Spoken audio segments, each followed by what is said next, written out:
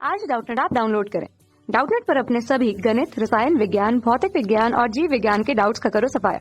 बस प्रश्न की फोटो खींचो, एक ही प्रश्न को क्रॉप करो और तुरंत वीडियो सोल्यूशन पाओ। अभी डाउनलोड करें।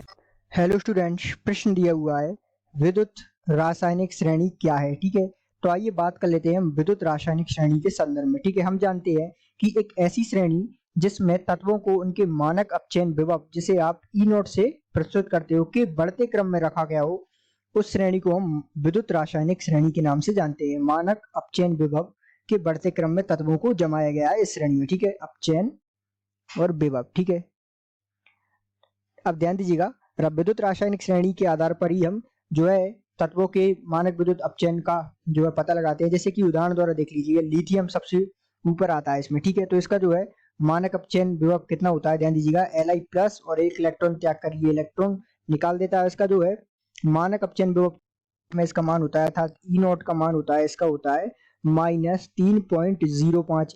इसी प्रकार जो है पोटेशियम के एक इलेक्ट्रॉन त्याग कर ये बनाता है K+ और इलेक्ट्रॉन। ठीक है, और साथ में इसका E0 का मान कितना है, ध्यान दीजिएगा, ये होता है -2.93। इसी प्रकार जो है नीचे आते आते आपको अन्य तत्व मिलते हैं। बहुत सारे तत्व जो है रासायनिक विद्युत रासायनिक श्रेणी में रखे गए हैं।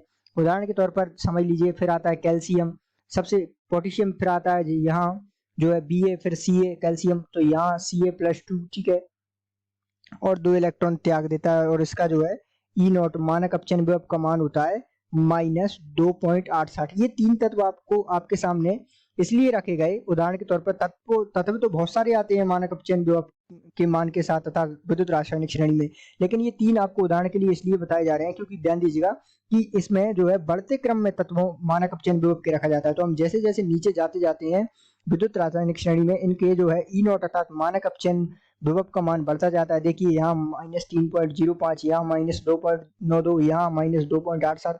तो जैसे जैसे हम नीचे जाते हैं E0 का मान अर्थात मानक अपचयन विभव का मान बढ़ता जाता है। तो हम रासायनिक श्रेणी को परिभाषित कर सकते हैं कि ऐसी श्रेणी जिसमें तत्वों को मानक अपचयन विभव के बढ़ते मान के आधार पर रखा गया है, उसे हम विद्युत रासायनिक श्रेणी के नाम से जानते हैं।